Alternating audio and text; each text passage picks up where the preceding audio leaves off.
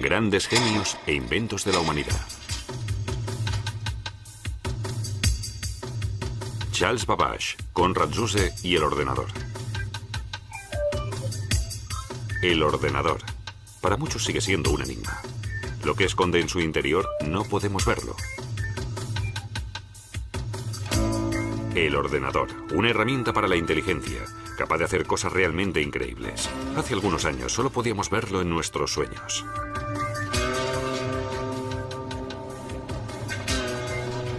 Con la ayuda de los ordenadores, las personas controlamos desde la Tierra el vuelo de las naves en el espacio.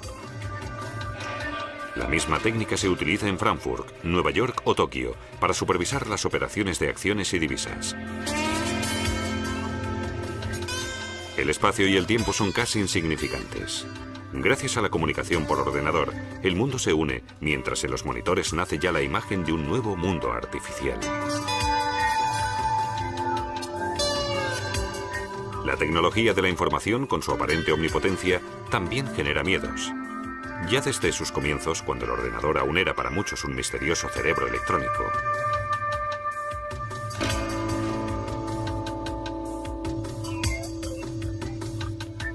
Pero el hombre que inventó los ordenadores modernos no fue un mago, sino un auténtico genio. Konrad Zuse, ingeniero alemán, creó el primer ordenador controlado por programas. Su modelo Z1, aparentemente, no tenía nada en común con los ordenadores actuales. Error. El ordenador de Zuse ya trabajaba con el código binario, un sistema de numeración que solo reconoce las cifras 0 y 1. Con él, Zuse inventó el procesamiento de datos moderno. Antes que él, muchos otros intentaron fabricar máquinas automáticas. En 1642, el francés Blaise Pascal creó la primera calculadora mecánica del mundo. La pascalina hacía cálculos mediante el laborioso sistema decimal, con sus 10 cifras conocidas, y era muy complicada de utilizar. Solo servía para resolver sencillas sumas.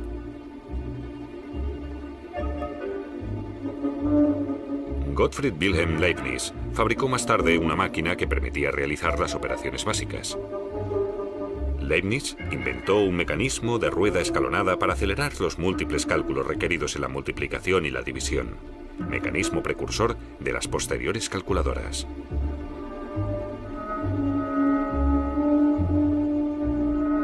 El siguiente avance en la técnica de cálculo tuvo muy poco que ver con los números. El francés Joseph-Marie Jacquard fabricó en 1804 un telar que se programaba con tarjetas perforadas. Cada una de estas tarjetas determinaba un movimiento de la denominada lanzadera del telar, y de esa forma se realizaba el patrón. El principio de las tarjetas perforadas lo usó el germanoamericano Hermann Hollerith en 1890 para la elaboración del censo en los Estados Unidos. Hollerith registró la información de la población en unas tarjetas perforadas que su nueva máquina podía leer automáticamente.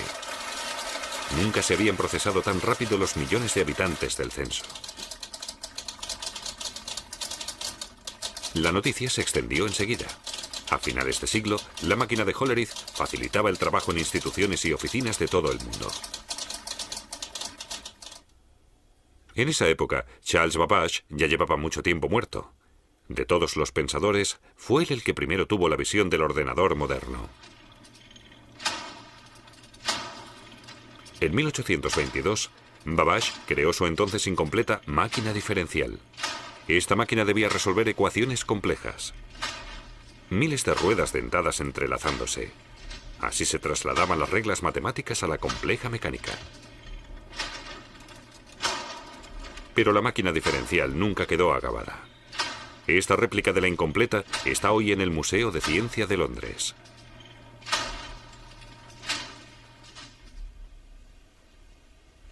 (1833) Babbage deja aparcada su máquina diferencial.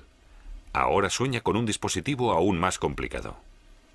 Esta nueva máquina analítica no solo realizará operaciones aritméticas, también resolverá cualquier problema matemático.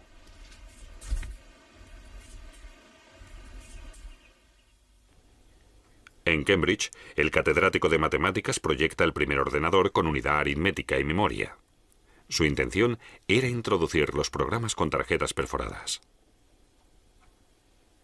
¿El dilema?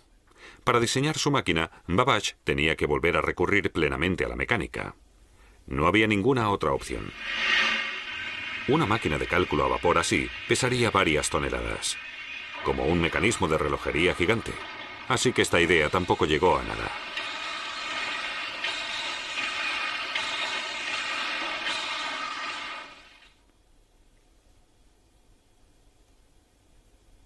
Con el sueño de la máquina analítica, el primer ordenador universal, Babbage se adelantó más de 100 años a su época. Hasta la llegada de la electrotécnica, no se hicieron los primeros avances hacia el ordenador que hoy tenemos.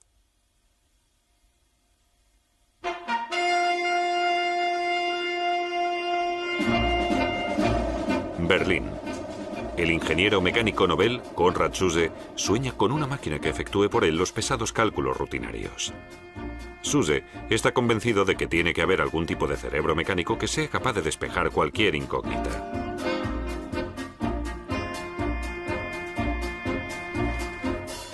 Zuse descubrió el relé electromecánico en la técnica de telecomunicaciones. Eso le llevó a la siguiente idea. El relé de telecomunicaciones podía ser el elemento principal en una calculadora que trabajara con código binario. Pues al igual que el código binario, el relé solo conoce dos estados, activado o desactivado, encendido o apagado.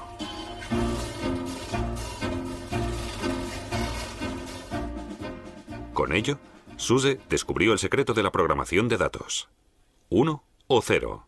Una calculadora electromecánica lo puede procesar fácilmente. La corriente fluye o la corriente no fluye. Un símbolo puede representar estos dos estados significativos.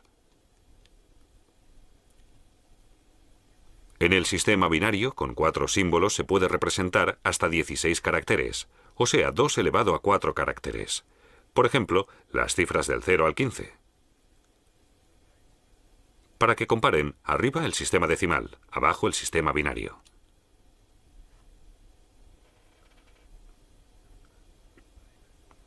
Con 8 símbolos habría 2 elevado a 8, es decir, 256 caracteres, con lo que también se pueden traducir al lenguaje binario las letras y los signos de puntuación.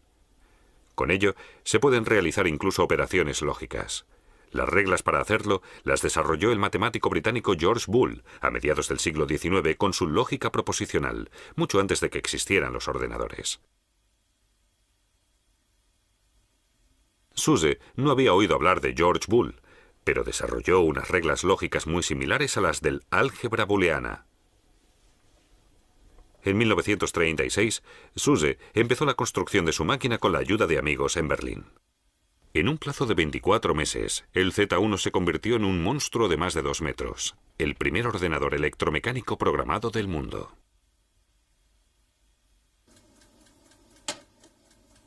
Zuse siguió perfeccionándolo.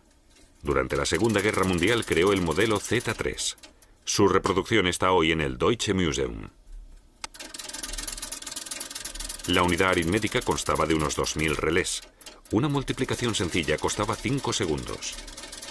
Unas bombillas en la consola mostraban el resultado.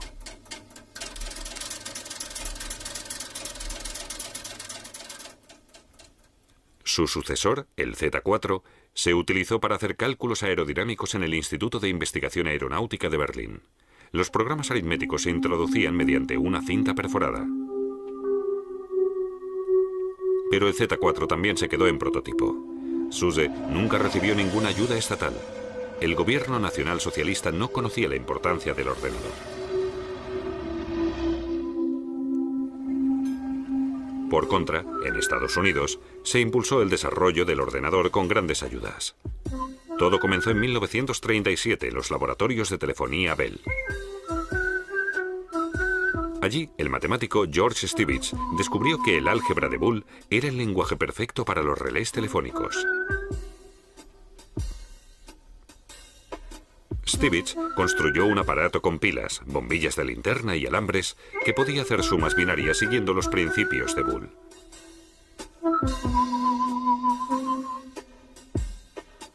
Así Así, Stibitz y Zuse siguieron caminos parecidos sin saber nada el uno del otro.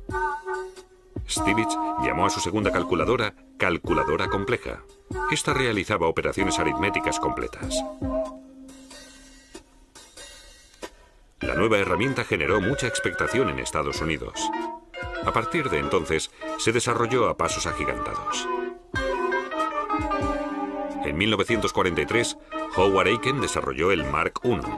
Resolvió en un solo día problemas balísticos de la Marina de Estados Unidos, cuyos cálculos sin ordenador habían costado 6 meses.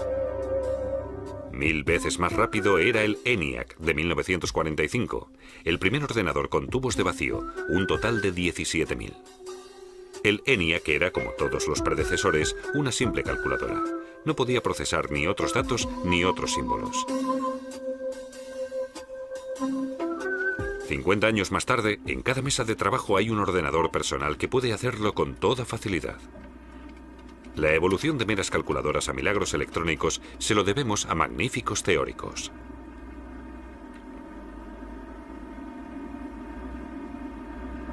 El inglés Alan Turing describió en 1936 una máquina capaz de resolver cualquier problema lógico imaginable. John von Neumann también descubrió que un ordenador podía realizar el planteamiento de cualquier problema que se le introdujera. En 1945 describió los componentes que debía tener una máquina universal. Su principio sigue vigente en la actualidad. Un ordenador, según von Neumann, debe tener una unidad aritmética, una unidad de control para la coordinación de las funciones, una memoria, una unidad de entrada que transforma los datos que se le dan en símbolos legibles por la máquina, y una unidad de salida que decodifica los datos procesados.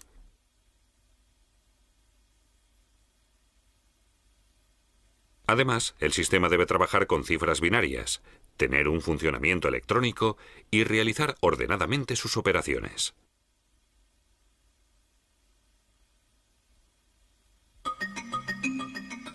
En la actualidad, las teorías de von Neumann y Turing son algo común. Hasta los niños saben que los ordenadores son mucho más que calculadoras rápidas. Desde los años 50 se han hecho avances increíbles en el procesamiento de datos. La mayoría de ellos gracias a la microelectrónica. Con los cables de vacío se consiguió en los años 50 la reducción de los componentes aritméticos y poco después se creó el transistor para el control de la corriente.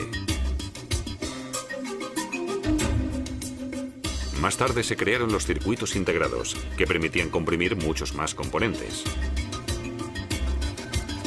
Poco después, se desarrollaron los denominados chips, pequeños discos de silicio. En los años 60 se podían comprimir 10 componentes en un chip. En 1970 ya cabían 1000. Actualmente se pueden llegar a comprimir 100 millones de transistores y otros componentes en 1 centímetro cuadrado.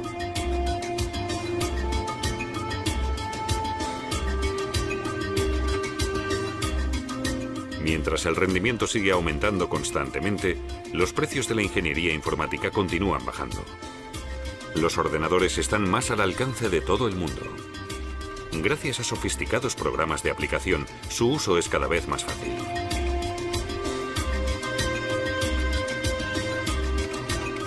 Ya nadie debe introducir complicadas órdenes mediante tarjetas perforadas como ocurría no hace tanto tiempo.